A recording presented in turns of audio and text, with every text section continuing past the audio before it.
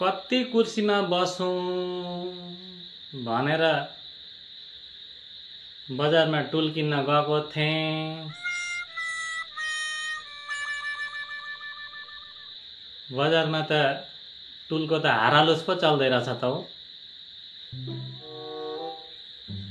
सबै छोरा मान्छे टुल किन्न पो गएका रहन् बजारमा। कति दरकार भएको रहेछ मान्छेहरूलाई टुलको। कुर्सी सुर्सी छोडेछन् आजकल बस्नु।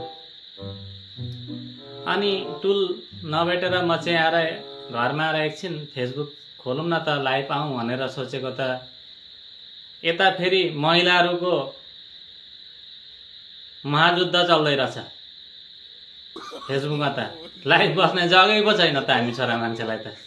सबैजना काम धन्दा सकेर बसे कि म त हेन तेन भनेर अघि नि पो बसिराखेका रहन् सिट ओगटेर।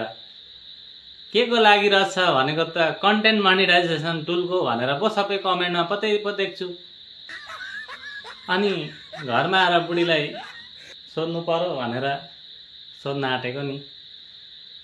बुढी तिमीले टुल भेट्यौ? टुल कहाँबाट भेट्नु? कुर्सी चाहिँ भेटिन थियौ दुईटा। उनले त कुर्सी पो भेटिन अरे फेरि दुईटा।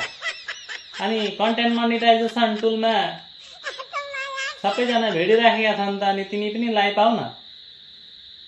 मेरो लाइभ आउने के छ र आउनु म? ए तिमीले भेटिसकेकी रहेछौ त्यसो भए। मैले दुईटा कुर्सी भेटेँ भन्दैछु त। कुर्सी नि मात्रै भेट्यौ? टेबल चाहिँ भेटेकी छैनौ? टेबल भेटेकी छैन। ए त्यसो भए त ढुक्क रहेछ। नभेट्ने त मै मात्रै रहेछु नि त। हस् त हल्का रमाइलो मात्रै हो है। माइन्ड नगर्नु होला दिदी बहिनीहरू।